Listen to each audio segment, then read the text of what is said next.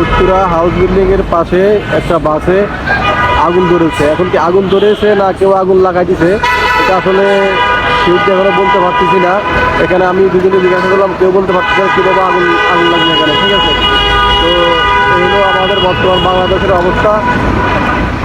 দেশের আইন শৃঙ্খলা নিয়ম কারণ কোনো কিছুই সঠিকভাবে চলতেছে না, বা হচ্ছে হলো কোনো না, আমি নিজেও জানি না আগুন কে লাগাইছে ভাই। এই যে ভাই বর্তমান দেশের অবস্থা, আমরা কোন দেশে আছি, আমরা কোন দেশে বসবাস করি, সবাই সবাই জায়গা থেকে সচেতনভাবে চলাফেরা করবেন ইনশাল্লাহ। এখন ফায়ার সার্ভিস আসছে, হাতে আগুন নিয়ে যাওয়ার চেষ্টা করতেছে ওই পুরো হাউস বিল্ডিং এর পাশে।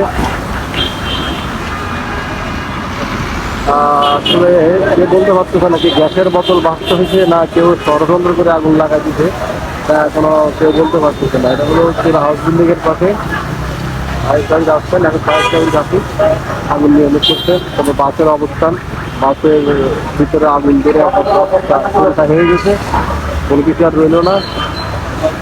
গাছ যায় সে বুঝে একটা জিনিস দেখতে কত কষ্ট হয়, আর খেয়া থেকে একটা মুহূর্তে সময় লাগে।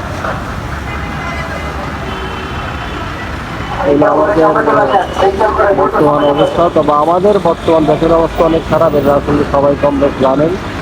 তো সেই জায়গা থেকে সবাই সবাই জায়গা থেকে চলাফেরা করবেন।